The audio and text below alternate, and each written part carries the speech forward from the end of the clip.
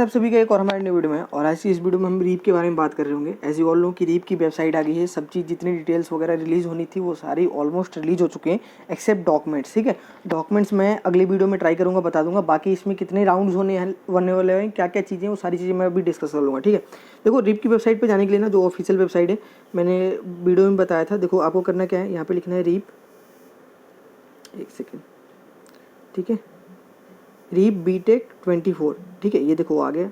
ये आप लिख के सर्च करोगे ना .com, चलो मैं यहाँ पे पूरा ही लिख देता हूँ, फिर वो आ जाएगा, उसमें कोई दिक्कत नहीं है। btech24.com, ठीक है। अब ये लिख के आपको सर्च करना है, आपको डायरेक्ट रीप की ऑफिशियल वेबसाइट पे डायरेक्ट कर देगा। ठीक है, अब देखो यहाँ पे कुछ इस तरीके का इंटरफेस खुलेगा और इसमें सारी चीज़ें अपन बात करेंगे एक एक चीज़ें। ठीक है, पहले ये बात करते हैं ऊपर क्या दे रखा है। ऊपर दे रखा है न्यूज़ एंड अपडेट्स। इस पर क्लिक करोगे तो एज यू ऑल नो कि मैंने ये ग्रुप पे भी शेयर कर दिया था। ये एडवर्टाइजमेंट छपा था आज दैनिक भास्कर न्यूज़पेपर में। ठीक है, सुबह ही मैंने देखा था, न्यूज़पेपर के अंदर आया था, जहाँ पे मेरे को तभी ये रीप की जो वेबसाइट है ऑफिशियल तब पता चली, नहीं तो पता भी नहीं चलता हमें। ठीक है, चलो अब बात करते हैं स्टूडेंट कैंडिडेट पैनल पे आएंगे यहाँ पे। ठीक है, यहाँ पे आएंगे, अभी पहले थोड़ा नीचे स्क्रॉल करते हैं, अभी इस पर डिटेल में बात करेंगे ऐसी क्या चीज़ें हैं। ठीक है, देखो जो भी चीज़ें हैं वो धीरे धीरे आ जाएंगी, और इसमें मैं बात करता हूँ डेट्स वगैरह की। ठीक है, अब देखो जो ये वाली डेट दे रखा है ना, इंपॉर्टेंट डेट फॉर कैंडिडेट्स, ये आपको ध्यान रखना है। ये जो इंपॉर्टेंट डेट्स फॉर इंस्टीट्यूशन दे रखा है, इसको नहीं ध्यान देना है। ठीक है, इस पर जो फ़ी वगैरह दे रखी है ये सारी, ये उनके लिए है जो कॉलेज वाले हैं ना, जो भी कॉलेज है, जैसे SKIT हो गया, JEE-CRC हो गया, ये सारे जब भी रजिस्ट्रेशन, इनको भी रीप के अंदर रजिस्ट्रेशन करना होता है, तो ये उनकी फ़ी है। ये आपको, आपके लिए कुछ मतलब नहीं है, इसको छोड़ दो आप। ठीक है, अब आते हैं इस पर जो अपने काम का है। अब देखो पिछली बार से क्या क्या चीज़ें बदली है। ये जो फ़ी है ना यार, वो बढ़ा दिया इन्होंने, ऑलमोस्ट डबल कर दिया। लास्ट टाइम पे 295 लगता था, है ना, इस बार ऑलमोस्ट 600 के समथिंग लग रहा है, तो कह सकते हो डबल कर दिया। ठीक है, अब देखो इसकी जो रजिस्ट्रेशन डेट है ना यार, एक बात ध्यान देना, ये जो बीटेक वाला डेट है जब स्टार्ट होने का बता रहे हैं, वो है 27 जून। मतलब जब भी आपका रजिस्ट्रेशन होगा वो 27 जून है। और जो BARC वाले हैं, वो अपन बीटेक के बारे में बात करें तो BARC की छोड़ देते हैं ना बाकी। और देखो जो लास्ट डेट है फीस सबमिशन की, वो ये दे रखी है 15। ठीक है, मतलब लास्ट डेट तक जो रजिस्ट्रेशन कर सकते हो, मेजर तो डेट ही है। ठीक है, 17/7/2024। ठीक है, 17 जुलाई तक। अब देखो मोस्ट प्रॉब्ली ये डेट ना आगे बढ़ता रहेगा, तो न्यूज़पेपर और जो ये डेट है इस पर बिलीव नहीं करना है। हमेशा आके यार रीप की वेबसाइट हमेशा चेक करते रहना है कि डेट वगैरह एक्सटेंड हुई है नहीं हुई है। हमेशा मैं नहीं बता पाऊँगा, ट्राई करूँगा जब भी कोई डेट एक्सचेंज होगी तो मैं उसके शॉर्ट्स वीडियो बना के बता दूंगा, लेकिन आपको भी रीप की वेबसाइट चेक करते रहना है। मैं लिख के देता हूँ, कंफर्म है, डेट्स ऊपर नीचे होती रहेंगी, ये कंफर्म है। मेरे टाइम पे भी 5 से 7 बार डेट ऊपर नीचे हुई थी, है ना, हमेशा 2 दिन बढ़ा देते थे हमेशा, तो वो बात ध्यान रखा। अब आते हैं यार कैंडिडेट पैनल पे। अब देखो शेड्यूल जो है ना, मेजर यहाँ पे शेड्यूल आप डाउनलोड कर लेना कि अभी के हिसाब से इनका क्या शेड्यूल है। लेकिन ना जब भी शेड्यूल बदलेगा तो ये हमेशा ये PDF है ना, हमेशा अपडेट होता रहेगा। जब भी रजिस्ट्रेशन डेट आगे बढ़ेगी, कुछ भी होगा डेट, तो ये हमेशा ऊपर नीचे होता रहेगा, ये ऑलमोस्ट कन्फर्म है। अब देखो अब आते हैं शेड्यूल। ठीक है, अब जो भी शेड्यूल दे रखा है, अब शेड्यूल के एक बार आप समझो, यहाँ पे यूनिवर्सिटी रजिस्ट्रेशन दे रखा है, इसको छोड़ देना, इस पर कोई ध्यान नहीं देना है आपको। अब इस पर ना थोड़ा डिटेल से बात करेंगे, वीडियो थोड़ी सी लंबी हो सकती है ना, तो अपन थोड़ा डिटेल में बात करेंगे ताकि कुछ चीज़ें छूटे नहीं अपने से। अब देखो इंस्टीट्यूशन अपन छोड़ दिया, candidate registration and choice filling. अब देखो इसमें क्या कह रहा है, जो भी आपका जो रजिस्ट्रेशन है ना डेट, वो दे रखा है 27 जून, जैसा मैंने वीडियो में बताया था पिछले वाले में, 27 जून यहाँ से रजिस्ट्रेशन आपकी स्टार्ट हो जाएगी। ये फर्स्ट पेज पे भी दे रखा था अपन जब डिस्कस कर रहे थे अभी। Last date for deposition of application cum registration fee, जो भी फ़ी वगैरह है वो 15 तारीख तक, मतलब इसको इग्नोर कर सकते हो। लास्ट डेट जो फिलिंग के लिए है ना, एप्लीकेशन फिलिंग के लिए, वो है 17 जुलाई।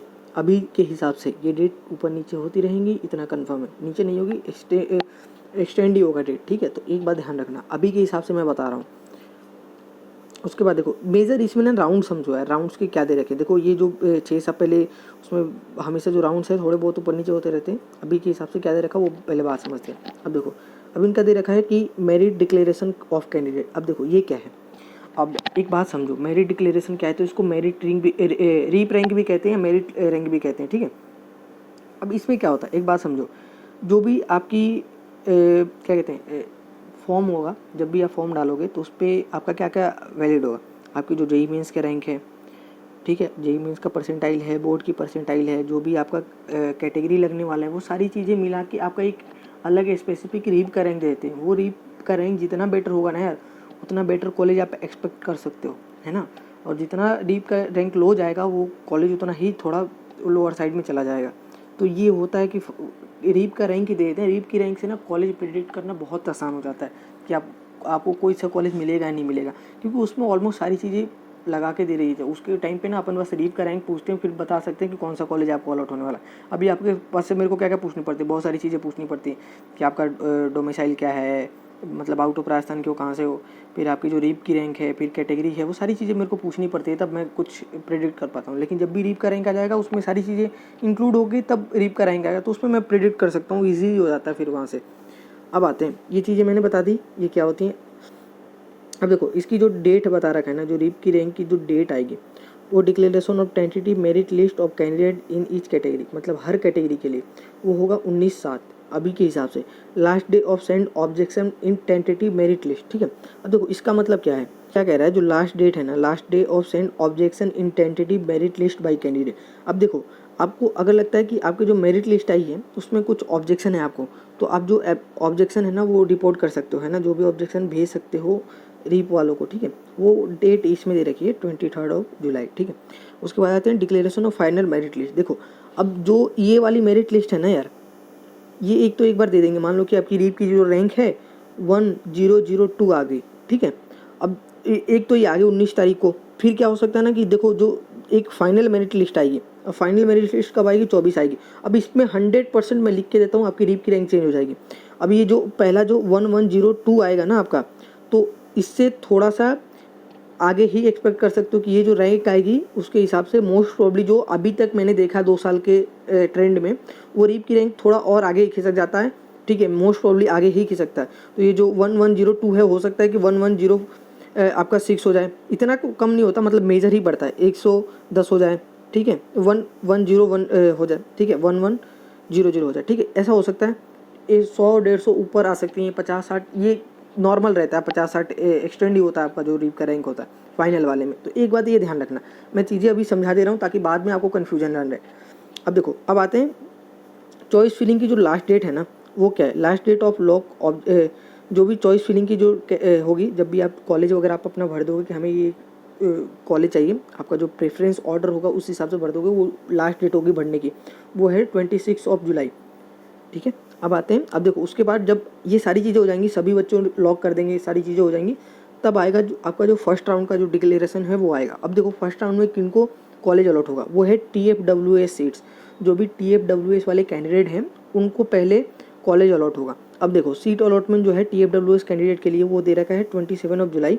उसके बाद है last day of reporting TFWS candidate, वो है 31 जुलाई। अब देखो एक बात यहाँ पे समझो, जब भी आपको कॉलेज अलॉट हो जाता है, इसको अगले पॉइंट में मैं समझाता हूँ, ठीक है। अब देखो सेकंड राउंड, देखो अब इसमें क्या कह रहा है, फर्स्ट राउंड तो हो गया, सेकंड राउंड में क्या कह रहा है, सेकंड राउंड कह रहा है कि TFW, इसमें लास्ट डेट भी मैंने बता दी कि लास्ट डेट ये दे रखा है। उसके बाद है कि सेकंड जो है सेकंड राउंड, ठीक है, TFWS अपवर्ड मूवमेंट, ठीक है, seat allotment and reporting in institute, ठीक है, last day of apply upward movement. अब इसमें क्या कह रहा है कि अप्लाई अपवर्ड मूवमेंट, ठीक है, फर्स्ट बाई TFWS कैंडिडेट। अभी बात करेंगे इसके बारे में, रुको। सीट अलॉटमेंट, अब देखो चलो इस बात कर लेते हैं इसकी। अब देखो ये क्या कह रहा है, जो अप्लाई अपवर्ड मूवमेंट, मान लो आपने कोई कॉलेज चूज़ करा, ठीक है, पहले में आपने चूज़ करा SKIT, ठीक है, और सेकंड नंबर पे आपने चूज़ करा JECRC। इसी तरीके से आपका जो भी ऑर्डर था वो आपने डाल दिया, ठीक है, JECRC। अब देखो अब क्या हुआ, आपको कॉलेज मिल गई JECRC। अब आपका मूड करता है कि नहीं भैया मेरे को ना SKIT मेरे को चाहिए, तो मेरे को ना ये पसंद नहीं है कॉलेज। तो आपको देखो क्या करना पड़ेगा। अब डायरेक्ट ऐसा नहीं है कि आपको कुछ नहीं करना है, आप डायरेक्ट अपॉइंटमेंट करो, नहीं, आपको JECRC के अंदर रिपोर्टिंग करानी पड़ेगी। जब भी आपका जो भी राउंड में कॉलेज अलॉट होगा, आपको रिपोर्टिंग कराना कंपलसरी है, अदरवाइज आप जो भी आपका रीप है वो एडमिशन प्रोसेस से बाहर हो जाओगे, आपको रीप से बाहर निकाल दिया जाएगा अगर आप रिपोर्टिंग नहीं कराते हो तो वहीं पे। अब रिपोर्टिंग कराओगे आप, ठीक है, रिपोर्टिंग कराने के बाद जब भी आप रीप की वेबसाइट पे आओगे, आपका अपवर्ड मूवमेंट के लिए अप्लाई करना शो कर देगा, आप वहाँ पे अप्लाई कर सकते हो अपवर्ड मूवमेंट। अगर फर्स्ट चॉइस मिल गया तो कोई दिक्कत ही नहीं है, सेकंड चॉइस मिली है, थर्ड चॉइस मिली है, आपको लगता है कि भैया एक बार थोड़ा और चांस मार लेते हैं, क्या पता आपको फर्स्ट वाली चॉइस मिल जाए, तो आप फर्स्ट चॉइस के लिए अपवर्ड मूवमेंट डाल दो, आपको अपवर्ड मूवमेंट के अंदर जो भी कॉलेज है वो मिल जाएगी। अब देखो JECRC, मान लो आप JECRC में गए, अब यहाँ पे आपको रिपोर्टिंग कराने के टाइम पे सारी चीज़ें देनी पड़ेगी, डॉक्यूमेंट्स, फ़ी वगैरह सारी चीज़ें एक सेमेस्टर की जमा करानी पड़ेगी। अब बोलोगे भैया आप मान लो यहाँ पे आ गए अपॉर्ड मोमेंट के बाद SKIT मिल गया तो वैसी कोई दिक्कत नहीं होती। जो भी आपका फ़ी जमा कराओगे वो रीप की वेबसाइट पे आपका जो भी होगा RTU के अंदर चला जाएगा, और जब भी आपका कॉलेज अपडेट होगा वो सारी फ़ी वगैरह ट्रांजेक्ट होकर आपके SKIT में आ जाएगी, कोई दिक्कत नहीं है। ठीक है, मेरे भी साथ भी हुआ था। मेरे को पहले पूर्णिमा कॉलेज अलॉट हुई थी, पूर्णिमा में मैंने फर्स्ट गया, रिपोर्टिंग कराई, सारी चीज़ फ़ी वगैरह जमा करा दिया। देन मेरे को SKIT अलॉट हुआ अपॉर्ड मोमेंट में, फिर मैं SKIT गया। ठीक है, SKIT के अंदर भी रिपोर्टिंग करानी पड़ी मेरे को। अब उसके बाद मेरे को SKIT वालों ने बता दिया, वहाँ पे बस मेरे को कुछ 500-700 रुपये लगे थे SKIT के अंदर, क्योंकि मैंने जितनी सारी फ़ी थी वो मैंने तो वहाँ पे जमा करा दी थी। उसके बाद वो ट्रांजेक्ट होकर फ़ी मेरा यहाँ पे आ गया था SKIT में, है ना, बाद में आ गया था, उसमें कोई दिक्कत नहीं होती है। आपको SKIT वाले ने मेरे से दोबारा फ़ी नहीं मांगा, मेरे को बस वो रिपोर्टिंग दिखानी पड़ी कि हाँ पूर्णिमा में मैं फ़ी जमा करा के आया हूँ। ठीक है, अब आगे ये बात आपको समझ में आएगी। जो भी डाउट होगी ना बाद में भी इसको अपन डिस्कस कर लेंगे। अभी तो मेजर आप एक व्यू समझ लो कि कैसे कैसे क्या क्या क्या चलता है। उसके बाद है seat allotment of TFWS candidate under upward movement 1। अब देखो, जब भी आपने ये डाल दिया कि हाँ भैया मेरे को अपॉर्ड मूवमेंट के लिए डाल दिया, फिर सीट अलॉट हो जाएगी आपको दोबारा। ठीक है, जो अपॉर्ड मूवमेंट 1 के अंदर सीट अलॉट हो जाएगी। फिर last date of reporting TFWS। अब जो अपॉर्ड मूवमेंट के अंदर जो आपको सीट मिली है उसके लिए भी आपको एक बार रिपोर्टिंग करानी पड़ेगी। ठीक है, दोबारा आप रिपोर्टिंग कराने गए। ठीक है, मान लो दोबारा भी आपको कॉलेज पसंद नहीं आया। ठीक है, आपको लगता है कि भैया दोबारा ही मेरे को 3 चॉइस करा था, थर्ड वाली मिल गई, अब मेरे को मैं चाहता हूँ कि 1 नंबर चॉइस मिल जाए, सेकंड चॉइस मिल जाए, तो आपने वापस से उसको अपग्रेड करा दिया। ठीक है, 3 बार मतलब इसमें एक बार कर सकते हो। TFWS के अंदर ये है, अपॉर्ड मूवमेंट के लिए 2 बार अप्लाई कर सकते हो। आपको 2 बार 3 बार कुल मिला जुला के आपको कॉलेज अलॉट होगा, 2 बार अपॉर्ड मूवमेंट कराओगे तो। ठीक है, तो ये भी उसका सेम वही दे रखा, last date to apply upward movement. दोबारा आप अप्लाई अपॉर्ड मूवमेंट के लिए कर सकते हो। 2 अपॉर्ड मूवमेंट का ऑप्शन मिलेंगे यहाँ पे TFWS वाले कैंडिडेट के लिए बस ओनली। ठीक है, seat allotment of TFWS candidate अंदर अपॉर्ड मूवमेंट सेकंड। ठीक है, डेट वगैरह देख लेना, डेट वगैरह मैं नहीं बता रहा। Last date of reporting TFWS candidate under upward movement, ये सारी चीज़ें हो गई। अब आते हैं 4th राउंड के अंदर जो मेजर, अब यहाँ से किस्सा चालू होता है। ठीक है, अब चालू करते हैं। देखो 4th राउंड के अंदर अब देखो इसमें क्या कह रहा है, out of Rajasthan ex serviceman PWD और KM कैंडिडेट्स ओनली। अब देखो KM का मतलब क्या होता है, ये कश्मीर माइग्रेंट है, जो कश्मीर वाले बच्चे होते हैं वहाँ के भी बच्चे काफ़ी आते हैं यहाँ पे राजस्थान में पढ़ाई करने, ये उनके लिए है सीट्स। ठीक है, अब देखो जो इनका अलॉटमेंट है ना, इनका अलॉटमेंट कब आता है, seat allotment out of Rajasthan ये आएगा 6 अपने को अगस्त दे रखा है। ठीक है, 6 अगस्त। उसके बाद लास्ट रिपोर्टिंग डेट दे रखी है ये। ठीक है, डेट छोड़ दो। उसके बाद जब भी ये चीज़ें हो गई, आपने सीट अलॉट हो गया पहले वाले में राजस्थान वालों के लिए, सॉरी आउट ऑफ राजस्थान वाले बच्चों को सीट अलॉट हो गया। ठीक है, आप आए, आपने ये भी करा दी, रिपोर्टिंग करा दिया, फिर आप घर जाओगे, आप क्या करोगे, आप बोलोगे मेरे को कॉलेज पसंद नहीं आया, मेरे को अपवर्ड मूवमेंट कराना है। आपने अपवर्ड मूवमेंट के लिए अप्लाई कर दिया। ठीक है, उसके बाद जब भी आप कर दोगे सीट अलॉटमेंट आएगा अपवर्ड मूवमेंट के लिए, दोबारा आप सीट अलॉटमेंट आएगी। अब जब भी आपको दूसरी कॉलेज मिल गई तो आपके लिए वापस वहाँ पे जाके आपको रिपोर्टिंग करानी होगी। ठीक है, मोस्ट प्रॉब्ली देखो जो आउट ऑफ राजस्थान वाले बच्चे होते हैं ना मेजर, देखो एक बच्चे ने मेरे से एक डाउट पूछा था कि भैया एक बात बताओ मेरे को, आउट ऑफ राजस्थान वालों की जो क्या कहते हैं कट ऑफ है इतनी कम कैसे रहती है कि आपको मतलब कि आपकी परसेंटाइल बहुत ज़्यादा है ना, मान लो कि बेटर कॉलेज कैसे एक्सपेक्ट कर सकते हो आप, कैसे बता रहे हो।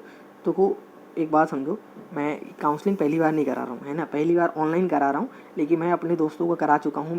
हमारी टीम है, हमारे दोस्त ही हम कराते थे काउंसलिंग। ठीक है, जो हमारे रीप के अंदर के जो बच्चे आ जाते हैं ना, हम बाहर निकल के वो हम खुद बैठ के कराते हैं काउंसलिंग वगैरह, है ना।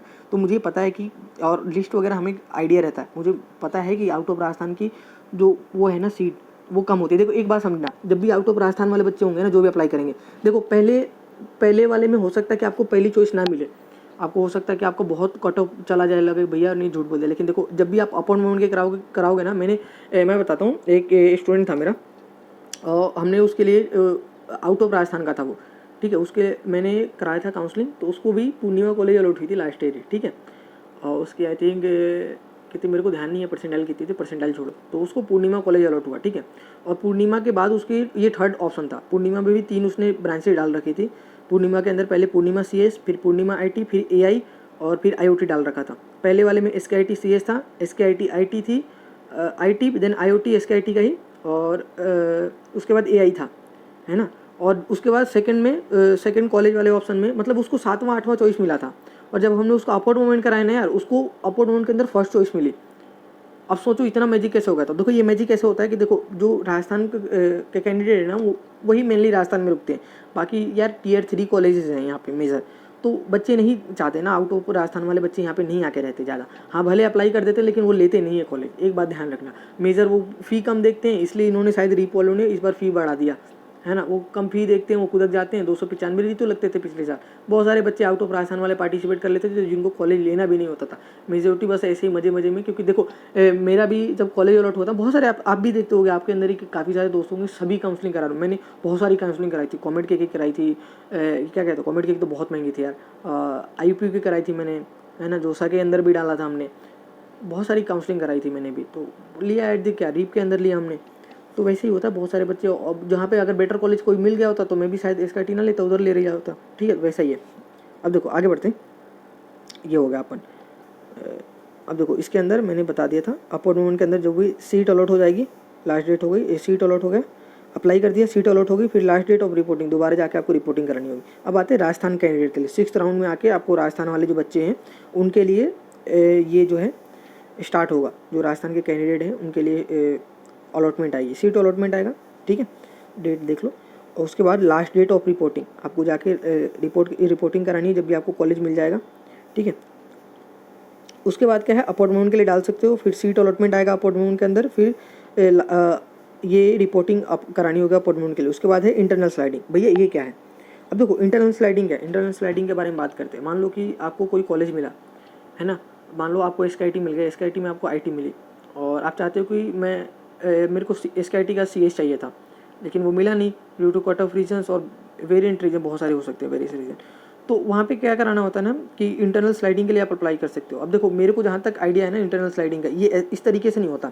इंटरनल स्लाइडिंग के अंदर आप कॉलेज में रिपोर्टिंग करा सकते हो, यहाँ पे भी शायद करा सकते हो, डाल सकते हो, लेकिन तुरंत ही अगर देखो ये इसमें क्या होता है, 2 ऑप्शन होते हैं इंटरनल स्लाइडिंग के। अब इसमें क्या होगा कि मान लो कि अगर कोई सीट खाली पड़ी है इंटरनल स्लाइडिंग, तो वो आपके अपग्रेड कर देंगे। या फिर एक दूसरी तरीके से होती है कि मान लो आप कॉलेज ले लिया, आप फर्स्ट ईयर देखो सिलेबस सबका होता है, आप IT से पढ़ो, उसके बाद जब भी एक 1 ईयर कंप्लीट होने वाला हो जाता है, तो आपकी जो RTU की जो नंबर देखे जाते हैं, नंबर, और बहुत सारे बच्चे इंटरनल स्लाइडिंग के लिए अप्लाई करते हैं, तो जो भी सीट खाली बची रहती है CS के अंदर वो ट्रांसफ़र कर देते हैं। देखो काफ़ी सारे मेरे बैच में बच्चे, उन्होंने कॉलेज लेने के बाद कुछ महीने पढ़े, फिर वो छोड़ के चले गए क्योंकि उनको कोई बेटर कॉलेज मिल गया, फिर नेक्स्ट ईयर उन्होंने JEE का एग्जाम दिया, अच्छी परसेंटाइल आ गई तो छोड़ के चले जाते हैं, तो वाली सीट फिलअप कर दी जाती है ना, ये इंटरनल स्लाइडिंग के थ्रू। तो ये होता है इंटरनल स्लाइडिंग। उसके बाद बात करते हैं direct admission on vacant seat. अब देखो ये क्या कह रहा है डायरेक्ट एडमिशन। अब मान लो कोई सीट है, कोई बच्चों ने ले लिया, अब कुछ सीट बची हुई है कॉलेज में, तो वो मैनेजमेंट कोटा के थ्रू फिल कर दी जाती है डायरेक्ट एडमिशन के थ्रू।